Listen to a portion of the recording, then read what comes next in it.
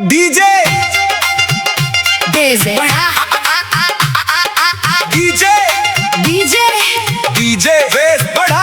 आज मूड फुल टाइट बा ए लड़की तोरा एंट्री से पूरा सिस्टम फाइट बा।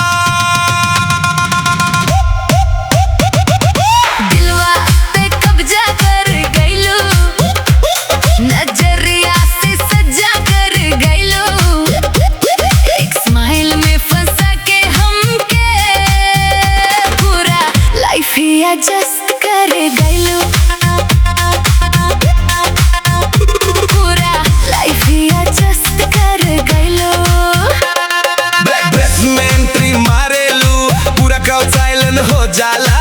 जब तू स्टेज पे चाल चलेलू, डीजे खुद वायलेंट हो जाला। तोहरे पीछे 100 लड़का सब लाइन में खड़ा बा।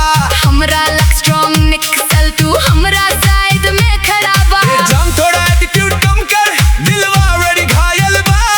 तोर नाम के रिंगटोन अब हर दिल में वायरल बा। दिलवा पे कब्जा कर गइलू, नजरिया से सजा कर गइलू।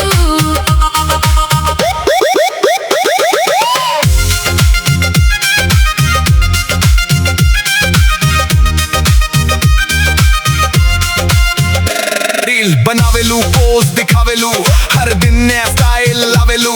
कमेंट सेक्शन में आग लगा के सबके रात खराब करवेलू। ऑनलाइन देख के रिप्लाई ना दे, ऑफलाइन मिलके मुस्कावेलू। ई गेम बड़ा डेंजरस बा, दिलवा से खेल जावेलू। तू ट्रेंडिंग रील, हम वायरल फील, तोरे पीछे पूरा सीन अनरील। एटीट्यूड हाई, स्टाइल टॉप नॉच, बाकी सब लो तू ओनली वॉच। दिलवा के